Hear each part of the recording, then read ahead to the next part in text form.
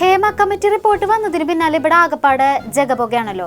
പക്ഷെ വിവാദങ്ങൾക്ക് മേൽ വിവാദങ്ങൾ ഉണ്ടാവുമ്പോഴും കൈവിട്ടു പോവാത്ത നിഷ്കളങ്ക സ്നേഹത്തിന്റെ ഒരു ഉത്തമ സൗഹൃദമാണ് കേരളം കാണുന്നത്.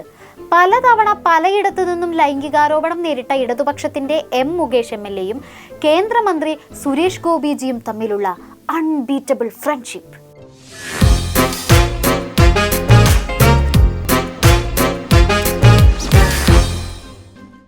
ലൈംഗികാതിക്രമ പരാതികളിൽ പെട്ടുമിടം മുകേഷ് MLA ഉഴലുകയാണ് സുഹൃത്തുക്കളെ. ഒന്നിനു മീതെ ഒന്നായി പരാതികൾ ഇങ്ങനെ വന്നുകൊണ്ടിരിക്കുകയാണ്. വർഷം എത്രയായി പാവത്തിന് നേരെ ഇങ്ങനെ ആരോപണങ്ങൾ വന്നുകൊണ്ടിരിക്കുന്നു. ഇതിനൊരു അവസാനമില്ലേ? ഞാൻ ഓർക്കുന്നു എന്ന് പറഞ്ഞത് എനിക്ക് അതിനെപ്പറ്റി ഒന്നും പറയാനില്ല. ഞാൻ രാവിലെ ഇതിനെ നിങ്ങളെക്കാട്ടി ഒരു 10-20 പേരെ ചോദിക്കുന്ന ഇപ്പോഴത്തെ കാര്യങ്ങളെല്ലാം ചോദിച്ചു കഴിഞ്ഞു. അങ്ങനെ പറഞ്ഞാൽ എങ്ങനെ ശരിയാവാ?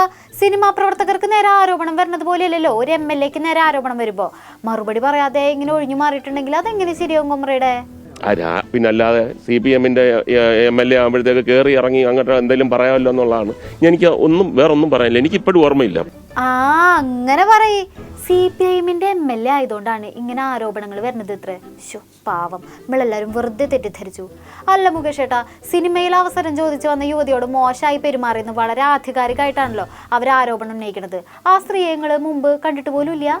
കണ്ടിട്ടില്ലെന്ന്. ഞാൻ ഇതിപ്പോഴല്ലെന്ന് 6 കൊല്ലം മുമ്പ് 2018 പറഞ്ഞപ്പം തന്നെ ഞാൻ പറഞ്ഞു.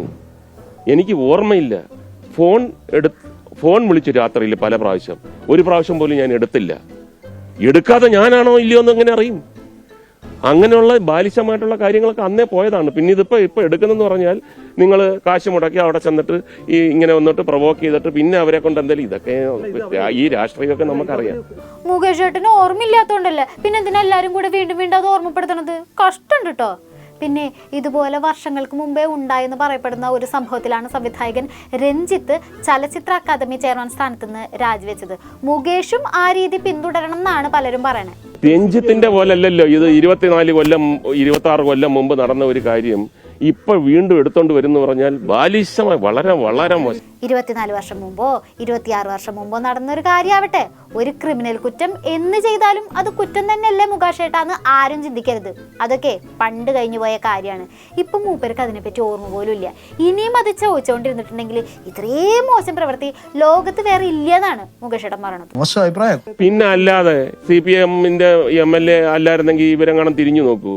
നിങ്ങൾക്കറിയോ, നിഷ്കളങ്കനായ എം മുകേഷ് MLA-ക്കെതിരെ ലൈംഗികാതിക്രമ ആരോപണങ്ങൾ ഉന്നയിച്ച് ജയിലിൽ അടയ്ക്കാൻ നോക്കണതാരാ?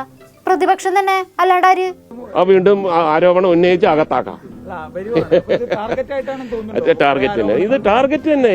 ഇത് എല്ലാവർക്കും മനസ്സിലാവുന്ന ടാർഗറ്റാ. CPM-ന്റെ അന്ന് 26 കൊല്ലം മുമ്പ് നടന്നതല്ലേ, എന്നാ പിന്നെ ഒന്നുകൂടി ഇരിക്കട്ടെ. ആരാന്ന് എനിക്ക് അറിഞ്ഞൂടാ. എന്തായാലും ഭരണകക്ഷി ആയിരിക്കത്തില്ലല്ലോ. ആരൊക്കെ എന്തൊക്കെ ആരോപണങ്ങൾ ഉന്നയിച്ചാലും പാർട്ടി സംരക്ഷിക്കാനുണ്ടോ എന്നുള്ള കോൺഫിഡൻസ് ആണ് ആ മുഖത്ത് നമ്മൾ കണ്ടത്. പക്ഷെ രഞ്ജിത്തിന്റെ അവസ്ഥയൊക്കെ കണ്ടല്ലോ അല്ലേ? പാർട്ടി എങ്ങനെയൊക്കെ സംരക്ഷിക്കാൻ നോക്കിയിട്ടും ഒന്നും നടന്നില്ല. പോലീസ് കേസെടുക്കുന്നതിലേക്ക് വരെ കാര്യങ്ങൾ എത്തിയിട്ടുണ്ട് കേട്ടോ.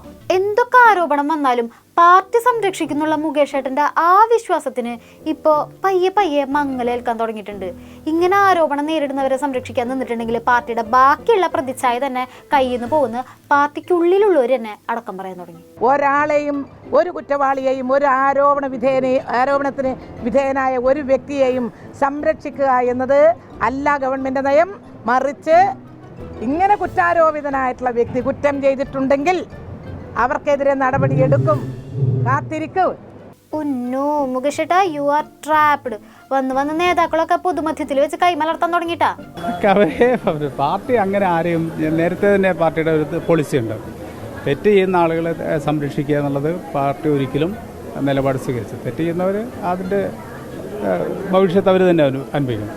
സ്ത്രീപക്ഷ നിലപാട് ഉയർത്തിപ്പിടിക്കുന്ന പാർട്ടിയുടെ പ്രതിനിധികൾക്കെതിരെ തന്നെ ഇങ്ങനെ ആരോപണം വരാൻ തുടങ്ങിയപ്പോൾ പാർട്ടിയിലെ പലരും നൈസായി കൈയൊഴിയാൻ തുടങ്ങിയിട്ടുണ്ട്. അതോടെ മുകേഷ് ഏട്ടൻ ആകെ സെഡായി. ഒരാവശ്യം വന്നപ്പോൾ ആരും തന്നെ രക്ഷിക്കാനോ തനിക്ക് വേണ്ടി സംസാരിക്കാനോ വന്നില്ല എന്നാണ് മൂപ്പര് പാർട്ടിക്കകത്ത് തന്നെ സങ്കടം പറഞ്ഞത്. എന്തിനും ഏതിനും പാർട്ടി കൂടെ ഉണ്ടാവുന്ന ആ പിഞ്ചു മനസ്സിൽ വിശ്വാസം വിഗ്രഹങ്ങളോടെയാണ് പോലെ ഉടഞ്ഞുപോയി. മുകേഷ് ഏട്ടാ, നിങ്ങൾ വിഷമിക്കണ്ട. പാർട്ടിന്ന് ആരും രക്ഷിക്കാൻ വന്നില്ലെങ്കിലും നിങ്ങളെ രക്ഷിക്കാൻ വേറൊരാൾ വരുന്നുണ്ട്. ആരാ? അങ്ങോട്ട് നോക്കണം. കോടതി വല്ലതും പറഞ്ഞോ മുകേഷിൻ്റെ കാര്യം? കോടതി പറയും. അതൊക്കെ നിങ്ങൾ സൃഷ്ടിക്കുന്നതല്ലേ. പെട്ടു സുരേന്ദ്രൻജിയും ടീമും പെട്ടു. ദേ സുരേഷ് ഗോപിജി മുകേഷിന് വേണ്ടി സംസാരിക്കുന്നു. സർക്കാരിന് ആത്മാർത്ഥതയുണ്ടെങ്കിൽ ആദ്യം നടപടിയെടുക്കേണ്ടത് കൊല്ലം MLA മുകേഷിനെതിരെയാണ്. കൊല്ലം MLA മുകേഷിനെതിരായിട്ടുള്ള ഗുരുതരമായിട്ടുള്ള ആരോപണങ്ങൾ, വളരെ വലിയ ആരോപണങ്ങളാണ് അദ്ദേഹത്തിനെതിരെ ഉയർന്നു വന്നിരിക്കുന്നത്. അദ്ദേഹത്തിൻ്റെ രാജി ആവശ്യപ്പെടുന്നതിലൂടെയാണ് സർക്കാരിൻ്റെ ആത്മാർത്ഥത എന്താണ് എന്ന് ജനങ്ങൾക്ക് ബോധ്യമാവുക. അല്ല സുരേന്ദ്രൻജി, സർക്കാരിനെതിരെ പറയണത് അവിടെ നിൽക്കട്ടെ. നിങ്ങളുടെ പാർട്ടിയിലുള്ളവർക്ക് നിങ്ങളുടെ പാർട്ടിയോട് ഈ പറഞ്ഞ ആത്മാർത്ഥത ഇല്ലേ? ലൈംഗികാതിക്രമ ആരോപണം നേരിടുന്ന ഇടതുപക്ഷത്തെ ഒരു MLAയോട് കേന്ദ്രമന്ത്രിക്ക് ഒരു സമീപനവും BJP സംസ്ഥാന അധ്യക്ഷന് വേറെ സമീപനമാണല്ലോ. ഒരു ചലച്ചിത്ര നടൻ എന്നുള്ള നിലയിൽ ബഹുമാനപ്പെട്ട സുരേഷ് ഗോപിക്ക് അദ്ദേഹത്തിൻ്റെ അഭിപ്രായങ്ങൾ പറയാനുള്ള സ്വാതന്ത്ര്യം നമ്മുടെ നാട്ടിലുണ്ട്. പക്ഷേ പാർട്ടിയുടെ നിലപാട് മുകേഷ് രാജിവെക്കണം എന്നുള്ളത് തന്നെയാണ്. അതനുസരിച്ചുള്ള നിലപാടുമായിട്ടാണ് ഞങ്ങൾ മുമ്പോട്ട് പോകുന്നത്. സമരം അവിടെ കൊല്ലത്തും തിരുവനന്തപുരത്തും ഒക്കെ ഇതിനോടകം നമ്മൾ നടത്തി കഴിഞ്ഞു. ആ നിലപാടിൽ ഒരു മാറ്റവുമില്ല. BJPയുടെ നിലപാടൊക്കെ കയ്യിൽ വെച്ചിരുന്നാൽ മതി. സുരേഷ് ഗോപിജിക്ക് സുരേഷ് ഗോപിജിയുടേതായ റൂൾസ് ആൻഡ് റെഗുലേഷൻസ് ഉണ്ട്. ഏത് പാർട്ടി പ്രസിഡന്റ് ആയാലും അങ്ങോട്ട് മാറിക്കും. അല്ലെങ്കിൽ ഞങ്ങളുടെ സുരേഷ് ഗോപിജിയുടെ ഉള്ളിൽ ഉറങ്ങിക്കിടക്കണ ഭരത്ചന്ദ്രൻ IPS പുറത്തെടുക്കൂട്ടാ. പാവം BJP നേതാക്കള് സുരേഷ് ഗോപിജി എന്നെടുത്ത് തലയിൽ വെച്ചോ അന്ന് മുതൽ അവർക്ക് തലവേദനയാണ്. പാർട്ടി ഒന്ന് പറയും, സുരേഷ് ഗോപിജി വേറൊന്ന് പറയും. സുരേഷ് ഗോപിജി അടുത്തത് പറയും, പാർട്ടി വേറൊന്ന് പറയും.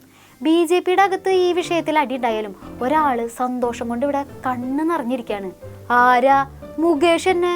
പിന്നല്ലാണ്ട് 4 പാടുന്നും വിമർശനം വന്നപ്പോൾ മൂപ്പരെ സപ്പോർട്ട് ചെയ്യാൻ ആകെ ഒരു സുരേഷ് ഗോപിജി അല്ലേ ഉണ്ടായുള്ളൂ. നൻപെണ്ട. അടുത്തതായി കഥാപാത്രത്തെ ആവാഹിച്ചുകൊണ്ട് ഉടല് നിറയെ കൈകളുള്ള സുരേഷ് ഗോപിജിയുടെ ഉള്ളിൽ ഉറങ്ങിക്കിടക്കുന്ന ഭരത്ചന്ദ്രൻ IPS സടകുടഞ്ഞെഴുന്നേൽക്കുന്നതാണ്. ഇല്ലില്ല, ഇത് നിങ്ങളുടെ തീറ്റയാണെന്നാണ് ഞാൻ മനസ്സിലാക്കുന്നത്. നിങ്ങളുടെ മീഡിയയ്ക്കുള്ള ഒരു തീറ്റയാണത്. നിങ്ങളത് വെച്ച് കാശുണ്ടാക്കിക്കോളും, ഒരു കുഴപ്പമില്ല. പക്ഷേ ഒരു വലിയ സംവിധാനത്തിന് തകിടം മറിക്കുകയാണ് നിങ്ങൾ. സിനിമാ മേഖലയിൽ നിന്ന് ഇത്രയധികം ആരോപണങ്ങൾ ഉയർന്നു വന്നപ്പോൾ സഹപ്രവർത്തകർക്കുണ്ടായ ദുരനുഭവങ്ങളെ പറ്റി ചോദിച്ചപ്പോൾ ഒരു കേന്ദ്രമന്ത്രി പറയാണ് അത് മാധ്യമങ്ങൾക്കുള്ള തീറ്റയാണെന്ന്. ഒന്നും പറയാനില്ല, കൈകൂപ്പി വണങ്ങിയേക്കാം. ഞാൻ എൻ്റെ ഓഫീസിൽ നിന്ന് ഇറങ്ങി വരുമ്പോൾ എൻ്റെ ഓഫീസിനെ സംബന്ധിക്കുന്ന കാര്യം ചോദിക്കണം. എൻ്റെ വീട്ടിൽ നിന്ന് ഇറങ്ങി വരുമ്പോൾ എൻ്റെ വീട്ടിലെ കാര്യം ചോദിക്കണം. അമ്മ അസോസിയേഷനിൽ നിന്ന് ഞാൻ ഇറങ്ങി വരുന്ന സമയത്ത് നിങ്ങൾ അതുമായിട്ട് റിലേറ്റ് ചെയ്ത കാര്യങ്ങൾ ചോദിക്കും. ഓംബ്ര, അപ്പൊ സുരേഷ് ഗോപിജിനെ വോട്ട് ചെയ്ത് ജയിപ്പിച്ചവരോടാണ് നിങ്ങൾക്ക് എന്തെങ്കിലും പരാതിയോ നിവേദനമോ ഒക്കെ കൊടുക്കാൻ അദ്ദേഹത്തിന്റെ വസതിയിൽ പോവേണ്ട ആവശ്യമുണ്ടെങ്കിൽ ഒരിക്കലും പരാതിയുടെ കാര്യമോ അല്ലെങ്കിൽ നാട്ടുകാർക്ക് ഉപകാരപ്പെടുന്ന കാര്യമൊന്നും ചോദിക്കരുത് കേട്ടോ.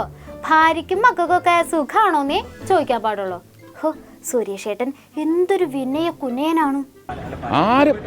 പരാതി ആരോപണത്തിന്റെ രൂപത്തിലാണ് നിൽക്കുന്നത്. നിങ്ങൾ ആരോടാ സംസാരിക്കുന്നത്? പിന്നല്ലാണ്ട് സുരേഷ് ഗോപിജിയുടെ കണ്ണിൽ ഹേമ കമ്മിറ്റി റിപ്പോർട്ടും അതിൽ തുറന്നു പറഞ്ഞ ഞെട്ടിക്കുന്ന വെളിപ്പെടുത്തലൊന്നും വലിയ പ്രശ്നമല്ല. മൂപ്പരുടെ കണ്ണിൽ ആകെ പ്രശ്നമായിട്ട് തോന്നിയത് മുകേഷിനെതിരെയുള്ള ആരോപണമാണ്. ഇനി ആ കാര്യം ചോദിക്കുന്നവരെ മൂപ്പര് കായികമായി തന്നെ നേരിടും.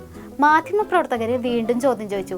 സുരേഷ് ഗോപിജി തൻ്റെ ഫ്രണ്ടിന് വേണ്ടി കൈക്കരുത്തും പുറത്തെടുത്തു. ഇഷ്ടമില്ലാത്ത ചോദ്യം ചോദിക്കുന്നവരുടെ നെഞ്ചു നോക്കി തള്ളി മാറ്റുന്ന ബഹുമാന്യനായ കേന്ദ്രമന്ത്രി അവർകൾ. ലൈംഗികാതിക്രമം, ലോബിയിങ്, ഭീഷണി, അങ്ങനെ സിനിമാ മേഖലയിൽ നിന്നുയർന്ന വെളിപ്പെടുത്തൽ കേട്ട് കേരളം ഒന്നടങ്കം ഞെട്ടിയിരിക്കുകയാണ്. ആ സമയത്ത് ഇതെല്ലാം മാധ്യമങ്ങൾക്കുള്ള തീറ്റയാണെന്ന് ഒരു സിനിമാ നടന്, ഒരു കേന്ദ്രമന്ത്രിക്ക് എങ്ങനെ പറയാൻ സാധിക്കുന്നു? സുരേഷ് ഗോപിജി അങ്ങ് ജനങ്ങൾ തിരഞ്ഞെടുത്ത ജനപ്രതിനിധിയാണ്. സാധാരണക്കാരോട് സംസാരിക്കുമ്പോഴും പെരുമാറുമ്പോഴും അതെപ്പോഴെങ്കിലും ഒന്ന് മനസ്സിൽ വെച്ചിട്ടുണ്ടെങ്കിൽ വലിയ ഉപകാരം. എന്നാൽ ശരി, ബാക്കി വിശേഷങ്ങളുമായി ഇനി നാളെ കാണാം. നന്ദി, നമസ്കാരം.